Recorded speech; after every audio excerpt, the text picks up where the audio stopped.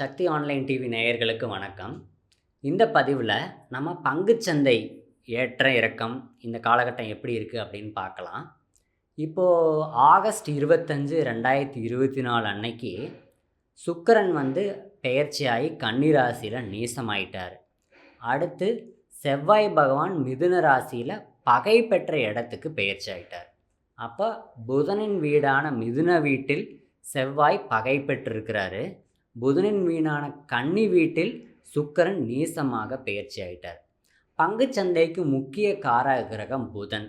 இந்த புதனின் வீட்டில் இந்த சுக்கிரனும் புதனின் வீட்டில் இந்த செவ்வாயும் இருப்பது அவ்வளவு சிறப்பான காலகட்டம் அல்ல.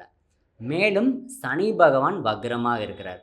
அப்போ அந்த சனி பகவான் அப்படிங்கிறது என்ன அப்படின்னா, ட்ரேடிங்கில் ஷேர் மார்க்கெட்டில் பிளாட்ஃபார்ம் பின்னாடி இருக்கிற அந்த பேக் எண்ட் அப்படிங்கிறது சனி.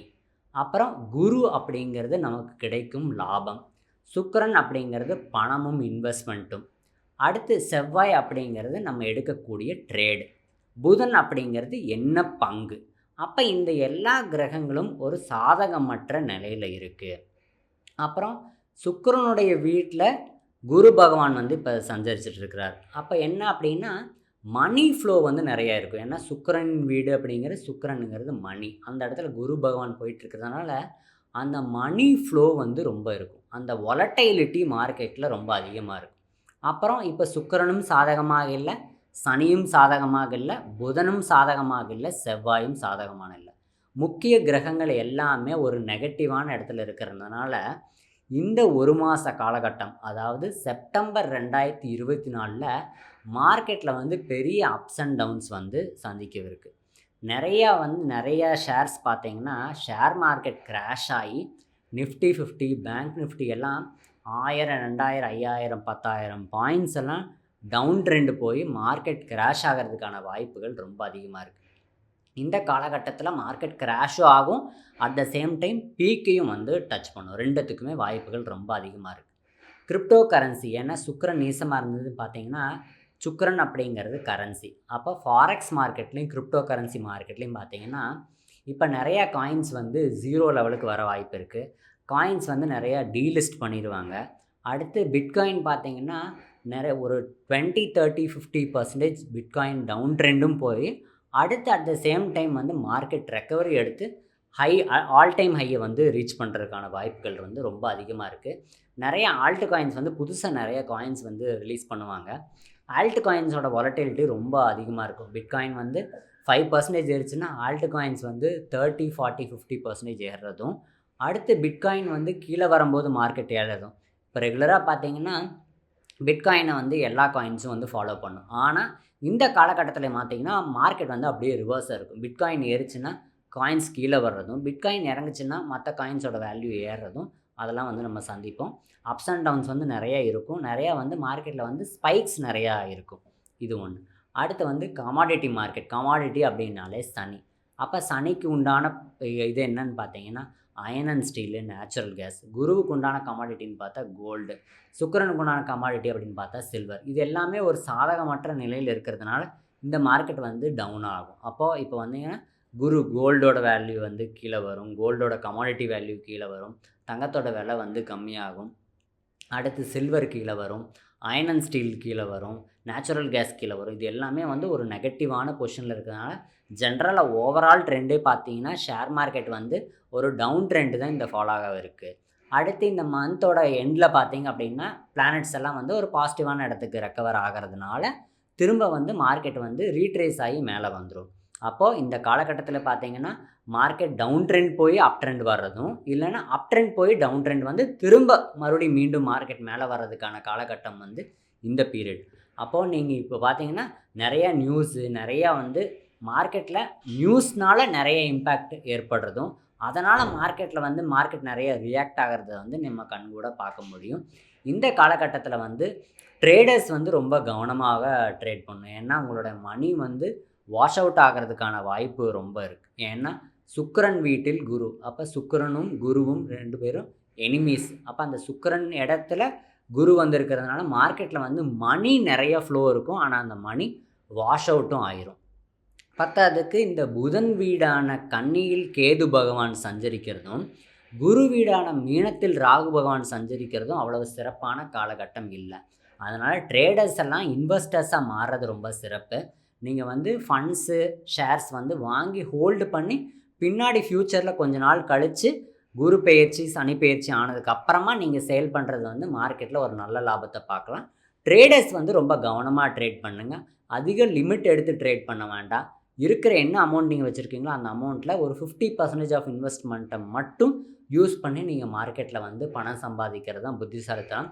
ஃபுல் இன்வெஸ்ட்மெண்ட்டையும் போட்டு, கடன் வாங்கி பணம் போட்டு, லிமிட்ஸை நிறைய யூஸ் பண்ணி நீங்கள் வந்து ஃப்யூச்சர் அண்ட் ஆப்ஷன்ஸில் ட்ரேட் பண்ணுறது இதெல்லாம் வந்து இந்த காலகட்டத்தில் அட்வைசபிள் கிடையாது.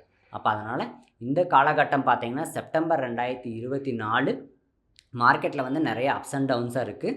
அப்போ இதை வந்து நாள் அறிஞ்சு, நம்ம டைம் தெரிஞ்சு, நம்ம ஜாதக ரீதியாக நம்ம ட்ரேடிங்கை வந்து ஃபேஸ் பண்ணோம் அப்படின்னா லைஃப்பில் வந்து நம்ம பணம் வந்து பெரும் பணத்தை சம்பாதிக்க முடியும். இப்போது ஷேர் மார்க்கெட்டுக்குன்னே சில நாட்கள் இருக்குது, சில நேரங்கள் இருக்குது, சில லக்னங்கள் இருக்குது, சில ஹோரைகள் இருக்குது, சில நட்சத்திரங்கள் இருக்குது, சில நாட்கள் இருக்குது. அப்போ அந்த மாதிரியான காலகட்டங்களை தேர்ந்தெடுத்து நாம் ராசிப்படி, நாம் ஜாதகப்படி நம்ம வந்து நம்மளுடைய ஜாதகத்தை பார்த்து நமக்கு வந்து ஷேர் மார்க்கெட் ஒத்து வருமா, ஷேர் மார்க்கெட்டில் போனால் நம்ம எந்த பிளாட்ஃபார்மில் போகலாம், ஈக்விட்டி மார்க்கெட்டா, கமாடிட்டி மார்க்கெட்டா, ஃபாரெக்ஸ் மார்க்கெட்டா, இல்லை கிரிப்டோ கரன்சி மார்க்கெட்டா, அதுவும் நம்ம ஜாதகம் செட் ஆகுதா, இல்லை நம்ம வீட்டில் வேறு ஒரு நபரோட ஜாதகம் செட் ஆகுதா, நம்மளோட ஃப்ரெண்ட்ஸோட ஜாதகம் செட் ஆகுதா, அப்படி யாருடைய பேரில் வந்து ட்ரேடிங் அக்கௌண்ட் ஓப்பன் பண்ணலாம், யாருடைய பேரில் வந்து நம்ம அமௌண்ட்டை இன்வெஸ்ட் பண்ணலாம், யாரை வந்து ட்ரேட் பண்ண வைக்கலாம்.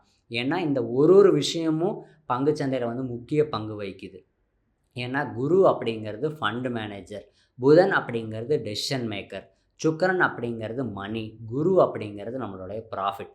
அப்போ இதெல்லாம் பேஸ் பண்ணி உங்களுடைய ஜாதகத்தை ஆராய்ச்சி பண்ணி யாருடைய ஜாதகம் நம்ம வீட்டில் சப்போர்ட் பண்ணுது, யாருடைய ஜாதகம் நமக்கு நல்லா இருக்குது, யாருடைய பேரில் அக்கௌண்ட் ஓப்பன் பண்ணலாம், எப்போ ஓப்பன் பண்ணலாம், எப்போ மணி இன்வெஸ்ட் பண்ணலாம், எப்போ வந்து நம்ம மார்க்கெட்டுக்குள்ளே பணத்தை கொண்டு வரலாம், எப்போ ட்ரேட் பண்ணலாம், எப்போ என்ன ஷேர் நம்ம வாங்கலாம், எதில் நம்ம இன்வெஸ்ட் பண்ணலாம், எதில் வந்து நம்ம வந்து இப்போ பணத்தை போடலாம், எது நமக்கு சப்போர்ட் பண்ணும் அப்படின்ட்டு ஒரு பிளானட்டுக்கும் ஒரு செக்மெண்ட் இருக்குது, ஒரு பிளானட்டுக்கும் ஒரு செக்டர் இருக்குது. பிளானட்டரி காம்பினேஷனை பேஸ் பண்ணி நம்ம ஷேர் மார்க்கெட்டில் இன்வெஸ்ட் பண்ணலாம். அடுத்து இப்போ வந்து கிரிப்டோ கரன்சியில் பார்த்திங்கன்னா ஒரு காயினுக்கும் நமக்கு வந்து பிளானட்டரி காம்பினேஷன் இருக்குது. இப்போ எப்படி வந்து நம்மளோட ஜாதகத்தில் நம்ம வந்து ஒரு தேதியில் பிறந்திருக்கோம், ஒரு டைமில் பிறந்திருக்கோம், அதை வச்சு நம்ம வந்து ஒரு ஜாதக கட்டம் நமக்கு போடுறோமோ, அது மாதிரி ஒரு காயின்ஸுக்கும் ஒரு ஷேருக்கும் ஒரு கமாடிட்டிக்கும் ஜாதகம் உண்டு.